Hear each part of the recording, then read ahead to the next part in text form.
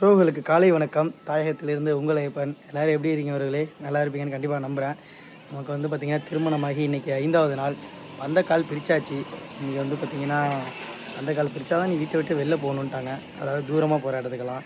நம்ம திருமணமாகி நம்ம குலதெய்வம் கோயிலுக்கு போயிட்டு வந்தாச்சு. குலதெய்வம் கோயிலை தொடர்ந்து இப்போ 2வது முறையாக நான் வந்து திருவாரூர் பெரிய கோயிலுக்கு போக போகிறேன். பெரிய கோயிலுக்கு போய்ட்டு சாமியை தரிசனம் பண்ணிவிட்டு அதுக்கப்புறம் அப்படியே வந்து பார்த்திங்கன்னா வேளாங்கண்ணி போகலான்னு ஒரு பிளானில் இருக்கேன். தொடர்ந்து வீடியோவில் எல்லாத்தையும் பார்ப்போம். எங்கே ஓடுறீங்க வா. என்னோடய மனைவி வந்து பார்த்திங்கன்னா வீடியோவில் வர்றதுக்கு ரொம்ப வெக்கப்படுறாங்க. யூடியூபருக்கு வைஃபும் வந்துட்டு இப்படி வீடியோவில் வரதுக்கு வெக்கப்பட்டேன். நான் என்ன பண்ணுறது? கமெண்டில் கொஞ்சம் அட்வைஸ் பண்ணுங்கள். அன்னைக்கு வாங்க பல்லவி.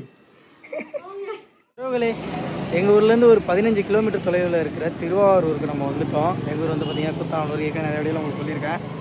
அங்கேருந்து வந்து பார்த்திங்கன்னா திருமணம் முடிஞ்சு முதல் முறையாக என்னுடைய மனைவி அழைச்சிக்கிட்டு திருவாரூர் தியாகராஜ கோயிலுக்கு வந்து நான் வந்திருக்கிறேன். வாங்க பேக் கேமராவில் இந்த கோயிலை காட்டலாம். மிகப்பெரிய கோயிலாக இருக்குது, மிகப்பெரிய தெப்பக்குளமாக இருக்குது. பார்க்காதவங்க இந்த வீடியோவில் பாருங்கள் ஃபுல்லாக திருவாரூர் பெரிய கோயிலை. நம்மளோட குதிரையை வந்து பார்த்திங்கன்னா நம்ம இங்கே பார்க் பண்ணியிருக்கோம் கோயில் வாசலில். இதான் வந்து பார்த்திங்கன்னா திருவாரூர்.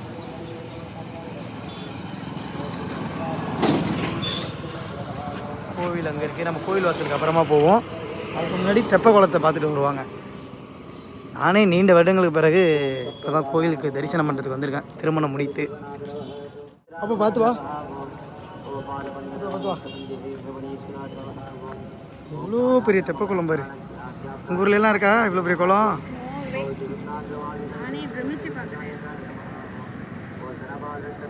கிட்டத்தட்ட ஒரு 15 ஏக்கர் இருக்கும் இந்த குளம். பெரிய கோவில், திருவாரூர் பெரிய கோவில் தெப்பக்குளம். இது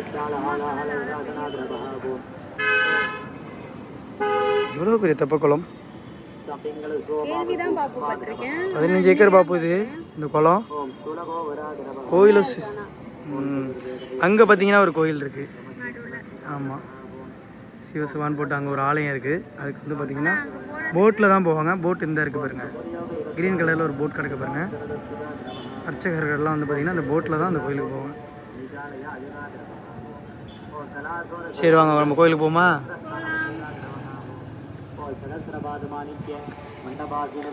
நம்ம கோயிலோட முகப்பில் தான் வந்து பார்த்திங்கன்னா இப்போ இருக்கோம்.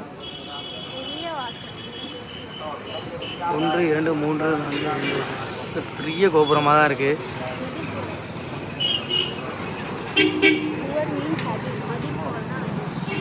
மதில் சுவர்னா இந்த சைடில் இருக்கா தானே மதில்? அப்பா அதுவே என்ன உயரம்னே தெரியல, செம ஹைட்டாக இருக்குது காம்பவுண்டு. உயர்ந்த கோபுரம், உயர்ந்த மதில் சுவர். சரி நம்ம கோயிலுக்குள்ளே போமா பாப்பு.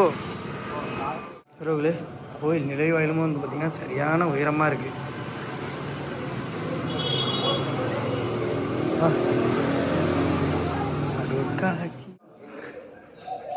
கோயில் நுழைவாயிலேருந்து நம்ம இன்னொன்று வந்து பார்த்திங்கன்னா ரைட் சைடில் ஒரு புத்தர் சிலை இருக்குது.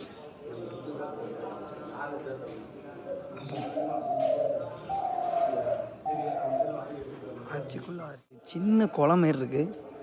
அருள்மிகு கமலாம்பாள் சன்னதி குட்டி குளம். மரங்கள்லாம் பார்ப்போம். நான் ரொம்ப வருஷத்துக்கு அப்புறம் வந்ததுனால எனக்கே புதுசாக தெரியலாம். நுழைவாயில் வந்தோம். அதுக்கப்புறம் வந்து பார்த்திங்கன்னா உள்கோபுரம் வந்து அதுக்கப்புறம் ஒரு நுழைவாயில் வருது. அத்தை சாக்காயிட்டாங்க. இது என்ன பாப்பு, இங்கே ஒரு காம்பவுண்ட் இருக்குது. இப்போ தான் கோயிலுக்குள்ளேயே வந்திருக்கோண்டி. நம்ம தேடியே தேவையில்ல. அதுக்காக கீழே மார்க் பண்ணிக்காங்க பாருங்க ஒயிட் கலரில். இல்லை எல்லோரும் இப்படி தான் போகிறாங்க.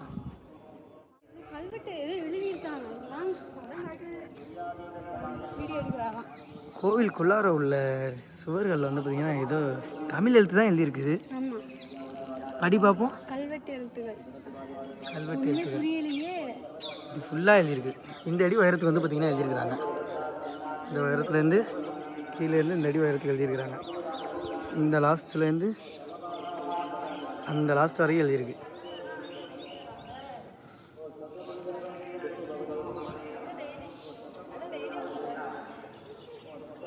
சரி உள்ள போமா கோயிலுக்கு வாங்க.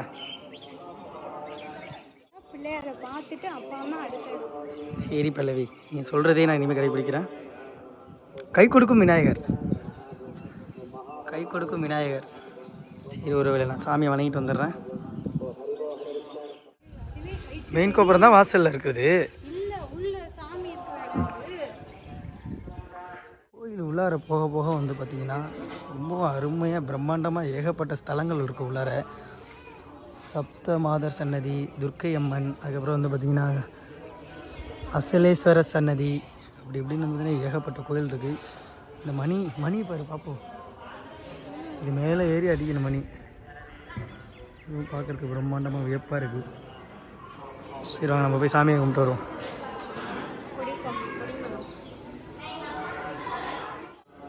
நம்ம கோயில் உள்ளார வந்துட்டோம். கொடி மரத்தை பாருங்கள் உறவுகளே, சரியான உயரமாக இருக்குது.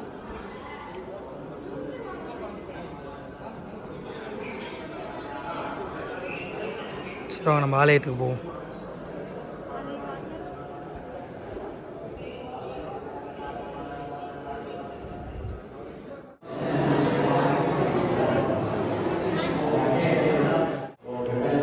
எல்லாம் சிலைகள், நாயன்மார்கள் சிலை, அதுக்கப்புறம் ஏகப்பட்ட சிலைகள் இருக்குது. நாயன்மார்கள் சிலை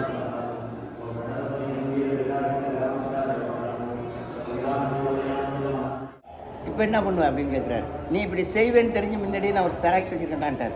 செராக்ஸை கண்டுபிடிச்சி சிவபெருமான் தான் படி எடுத்து வச்சுருக்கேன். அடுத்த கொலை எடுத்து காட்டுறாரு. ஆஹா மாட்டிக்கிட்டோம்ட்டு வாடா என் வீட்டுக்கு வா அப்படின்னு சொல்லி பஞ்சாயத்து திருவெண்ணெய்நல்லூரில் போய் பஞ்சாயத்து வழக்காடு மன்றத்தில் கொடுத்தாச்சு. படித்து பார்க்குறாங்க. இந்த ஓலையை எடுத்து நீட்டுறாரு. இவர் வந்து தவறாக இருக்குது. ஐயா நீ அவருக்கு வழி அடிமை தான் அவர் கூட போன்ட்டாங்க. சுந்தரரை வாடா என் வீட்டுக்குங்கிறார். உங்கள் வீடு எங்கே இருக்குது வா காட்டுறேன். திருவெண்ணெய்நல்லூர் கோயிலுக்குள்ளே போகிறாரு. சாமி மறைஞ்சிட்டார்.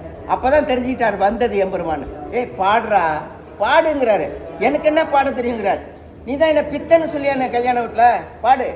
பித்தா பிறை சூடி பெருமானே அருளாளா எத்தான் மறவாதே நினைக்கின்றேன் மனத்துன்னை வைத்தாய் பெண்ணை தென்பால் வெண்ணை நல்லூர் அருட்டுறையுள் அத்தா புனகாலா இனி அல்லே நினலாமே. முதல் பாட்டு சிவபெருமானை எடுத்து கொடுத்தது இறைவன் இளைஞன் இவர் சுந்தரர் பாடுனது. அப்படியே வந்துட்டார் திருவாரூர் வந்தோடனே என்ன பண்ணுறாரு, இங்கே கோயிலுக்கு வர்றாரு, சாமி கும்பிட்றாரு. அப்போ இந்த பறவைநாச்சியார் வந்து கோயிலுக்கு கணிகை குலத்தை சேர்ந்தவங்க, சுவாமிக்கு தொண்டு பண்ணுறவங்க, தேவரடியார்கள். அப்போ என்ன பண்ணுறாரு, இவங்க ரெண்டு பேருக்கும் ஒரு ஈர்ப்பு சக்தி ஏற்படுது. ஏன்னா கையில் முற்பிறவியினுடைய பலன். அப்போ இந்த பொண்ணு ஒரு நல்ல முருகன் மாதிரி இருக்காரு, இவர் திருமணம் பண்ணிட்டு இவரும் சைவத்தில் இருக்காரு அப்படின்னு சொல்லி விரும்புது. இவரும் விரும்புகிறார். உடனே சாமி என்ன பண்ணார், தியாகராஜர் போகிறாரு. சிவாச்சாரி குடும்பத்தில் போய் எல்லாத்தையும் சொல்கிறார். கிணவுல ஒருத்தன் கணன்னு சொல்லிவிட்டார். இந்த பாரு சுந்தரனும் பறவைநாச்சியாரும் விரும்புகிறாங்க, கல்யாணம் பண்ணி வை அப்படின்னு வச்சுட்டாங்க. எப்படி சாமி போய் சொன்னால் எப்படி இருக்கும், ஒழிஞ்சு கூப்பிட்டு கேட்குறாங்க, எப்பா நீ விரும்புறியா அந்த பொண்ணை? ஆமாம். ரெண்டு பேரையும் கேட்டாங்க, கல்யாணம் பண்ணியாச்சு. இந்த பறவைநாச்சியார் மாளிகை பக்கத்தில் இருக்குது, தெற்கு கோபுரவாசலில் ராஜகுதிரைக்கு பக்கத்தில் இருக்குது. அதுதான் பறவைநாச்சியாருடைய மாளிகை. மாலும் மயனும் காண முடியாததை சிவபெருமானுடைய பாதத்தை பறவைநாச்சியாருடைய கீழ் படி மாடி வீட்டு படி பார்த்ததுங்க, மேல் படி சிரசு பார்த்ததுங்க. மாலும் மயனும் காண முடியாம கீழும் மேலும் போய் தாழம்பு போய் சொல்லி எல்லாத்துக்கும் பெருமாவுக்கு இடமே கோயில் இல்லாம ஆகிட்டான். அப்படிப்பட்டதை இந்த பறவைநாச்சியாருடைய மாளிகை படி பார்த்து சாமி வீதியில நடந்த திருவாரூர். இந்த மண்ணில் நிற்கிறதுக்கு நமக்கு யோக்கியது கிடையாது. ஏன்னா சாமியுடைய பாதம் படிந்தது திருவாரூர், அப்படிப்பட்ட தலம். அப்போ என்ன பண்ணுறாரு, அங்கே இருந்து வர்றாரு. சுந்தரர் வந்து வழிபாடு பண்ணிட்டு வர்றப்ப அந்த 63 நாயன்மார்கள் தேவாசிரிய மண்டபத்தில் ஒருங்கே இணைஞ்சு அவங்க உட்காந்துருக்காங்க. சுந்தரர் எங்கேருந்து வர்றப்ப அந்த அடியார்களை பார்த்து அவங்க கூட நம்ம எப்போ இருப்போமோன்னு தன்னை தாழ்த்திக்கிட்டு மனசில் நினச்சிக்கிட்டு வர்றாரு வணங்காம. அங்கே விருமண்ட நாயனார் இருக்கிறார். ஏய் சுந்தரா இங்கே வா, நீ என்ன அடியாரை வணங்காம போற, வா வணங்கிட்டு போ அப்படிங்கிறார். சாமி என்ன சொல்றாரு, நண்பர் இல்லையா, என் நண்பன்கள். பிறகு சாமியே வெளியே போயான்ட்டார். யாரு, ஒரு அடியாருக்கு எவ்வளவு பவர் பாருங்க. பிறகுங்கிறாரு, சாமி வெளியே விட்டார். நான் உங்களை பார்க்கணுமே, எங்க பார்க்கறது, தேவாசிரிய மண்டபத்துக்கு நடுப்புற இருக்க வான்ட்டார். ஏறு போறாரு, அங்க சாமி காட்சி கொடுக்குறாரு. இவர் நிக்கிறாரு, பாடுறா பாடுங்கிறாரு. நான் என்ன பாடுவேன், அப்பதான் எடுத்து கொடுக்குறேன். பிள்ளை வாழ்ந்த நர்தம் மடியார்க்கும் மடியேன், திருநீலகண்டத்தை குயவனா கடியேன், இல்லையே என்னாத இயற்பைக்கும் அடியேன், இளையாண்டன் குடிமாறன் அடியார்க்கும் அடியேன், வெல்லுமா மிக வல்லமை பொருளுக்கடியேன், விரிகுடல் சுருகுன்றையார் விரமெண்டற் கடியேன், அள்ளிமண் முள்ளையந்தரமர் நீதிக்கடியேன் ஆரூரன் ஆரூரில் அம்மானு காளை அப்படியே சொல்லி 63 நாயன்மாரையும் சொல்லி விழுந்து விழுந்து வணங்குறார். அப்படிப்பட்ட ஒரு தலம். தலத்தை சொன்னா நிறைய சொல்லிட்டே போலையா, உங்க நேரத்தை இருக்கட்டுங்க. வாங்க, இது உங்களுடைய செவிக்கு இன்னைக்கு இறைவன் கொடுத்த விருந்து. இது எல்லாராலையும் கேட்க முடியாது, கேட்கறதுக்கு பொறுமை வேணும். அந்த புண்ணியம் பண்ண ஆத்மா தான் எல்லாம் கேட்க முடியும். உறவுகளே, நம்ம தியாகராஜர் கோயில் உள்ளார போயிட்டு தரிசனம் பண்ணிவிட்டு அங்கே ஒரு சிவத்தொண்டர் வந்து பார்த்திங்கன்னா நல்லா அருமையாக வரலாறு கதைகள்லாம் சொல்லிகிட்டு இருந்தாங்க. அந்த சிவத்தொண்டர் கேட்குறதுக்கே ரொம்ப ஆர்வமாகவே இருந்தது. நானும் பல்லவி இன்னும் ரொம்ப நேரம் கேட்டுட்டு தரிசனம் பண்ணிட்டு கோயிலோட அந்த வழிகளாக வந்தோம். அங்கேருந்து இப்படி சுற்றி இந்த வழியாக இப்போ நம்ம வெளில போகிறோம். உறவுகளே, வேக்காமரில் இந்த ஆலயத்தோட மண்டபங்கள் தனித்தனியாகப்பட்ட கோவிலெல்லாம் இருக்குது, காட்டுறேன் பாருங்கள். கோவில் வந்து பார்த்திங்கன்னா எப்படியும் கோயில் சுற்றளவே ஒரு 15 ஏக்கருக்கு மேலே இருக்கும். தெப்பக்குளம் ஒரு 15 ஏக்கர் இருக்கும் போல உறவுகளே. ஒன் டே முழுசாக பத்தாது. ஆமாம்,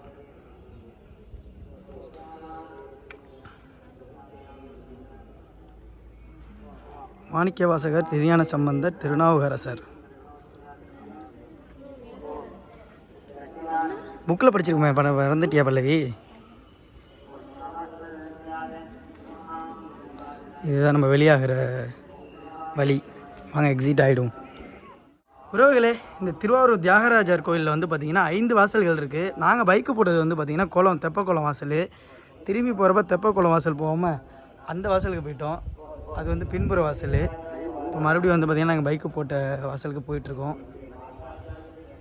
முதல் முறையாக வரவங்களுக்கு கொஞ்சம் வழிகள்லாம் தெரியாது தான். நல்ல பெரிய கோயிலாக இருக்குது. உள்ளூரில் இருக்க, திருவாரூரில் இருக்க எனக்கே குழப்புது உறவுகளே. என்னப்பா போகுது? குளம் இல்லை, இது கிணறு. தண்ணி இல்லை. சரி, வாங்க போவோம்.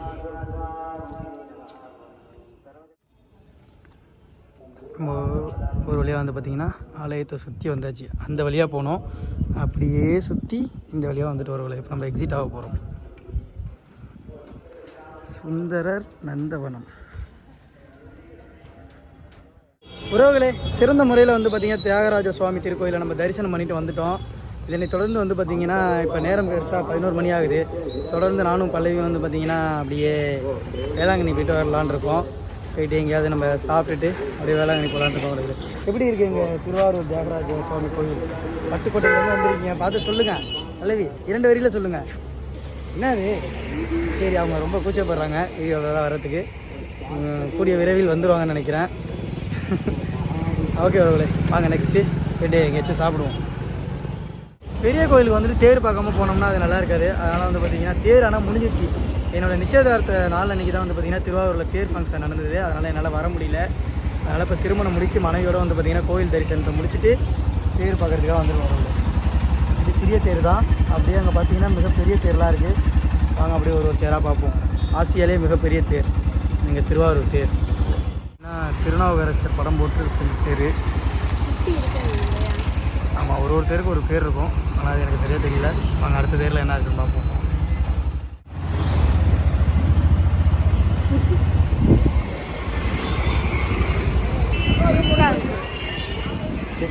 அந்த தேரில் வந்து பார்த்திங்கன்னா திருநாவுக்கரசர்னு படம் போட்டிருந்தது. இந்த தேரில் வந்து பார்த்திங்கன்னா ஆதிபராசக்தின்னு போட்டிருக்கு.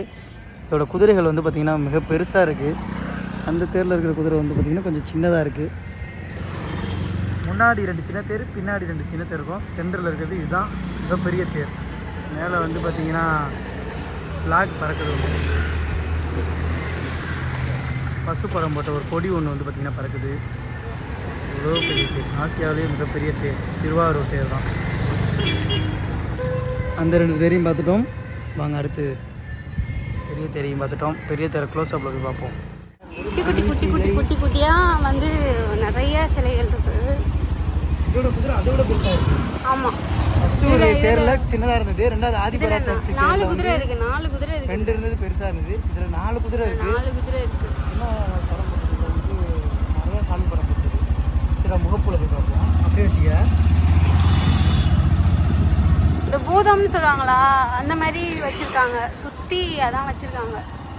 ஃபுல்லாக செம்மையாக இருக்குங்க. இன்றைக்கி தான் நான் ஃபஸ்ட் டைம் பார்க்குறேன்.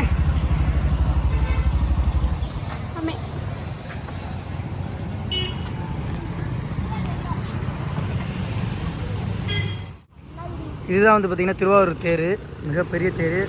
முகப்பில் வந்து பார்த்திங்கன்னா 4 குதிரை இருக்குது. சென்டரில் அந்த மயில் தானே இது, சொர்க்க ரதமாக இருக்குது, மயில் இருக்குது. இதுக்கு முன்னாடி பார்த்த 2 சின்ன தேர்லேயும் வந்து பார்த்திங்கன்னா 2 குதிரை இருந்தது. ஒன்றில் சின்ன குதிரை இருந்தது, ஒன்று ஆதிபராசக்தி தேரில் பெரிய குதிரை இருந்தது. இந்த மிகப்பெரிய தேரில் 4 குதிரை இருக்கிறவர்களே. ஜூம் பண்ணுற பாருங்க, பிரம்மாண்டமாக இருக்குது. இதற்கு முன்னாடி வந்து பார்த்திங்கன்னா ஒரு 2 தேர் இருக்குது. பல்லவி எப்படி நடந்து பார்த்துட்டு இதுலேயும் வந்து பார்த்திங்கன்னா 2 குதிரை இருக்குது. எல்லா தேர்லையுமே ஃப்ரண்ட்டில் 2 குதிரை இருக்குது. அருமையாக இருக்குது தேர். வாங்க இதுக்கு அடுத்த தேரையும் பார்த்துருவோம்.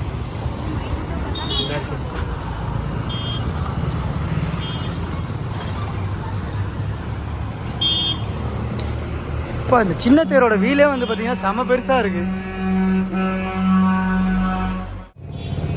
உறவுகளே, ஒரு வழியாக வந்து பார்த்திங்கன்னா நம்ம ஆலய தரிசனம், தேர் தரிசனம்லாம் முடிச்சுட்டு அடுத்தபடியாக வந்து பார்த்திங்கன்னா நம்ம வேளாங்கண்ணி போக போகிறோம். வாங்க வேளாங்கண்ணியில் போயிட்டு விழாக்கு நம்ம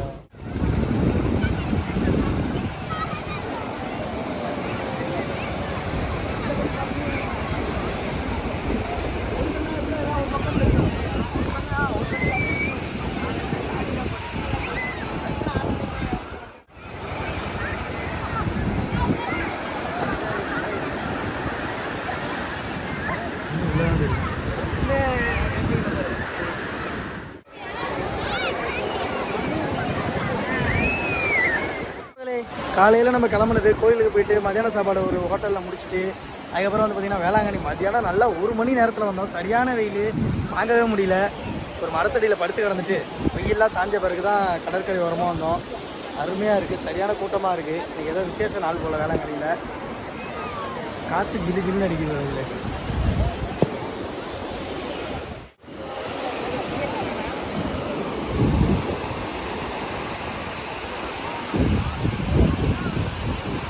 வேளாங்கண்ணி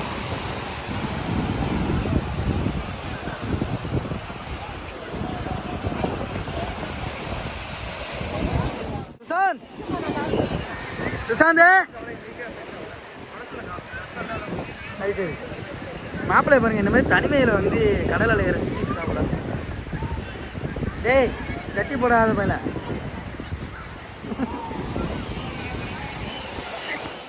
நானும் இத்தனை வருஷம் வேளாங்கண்ணி வந்திருக்கேன். இன்றைக்கி தான் வேளாங்கண்ணியில் ஒட்டகத்தை பார்க்குறேன்.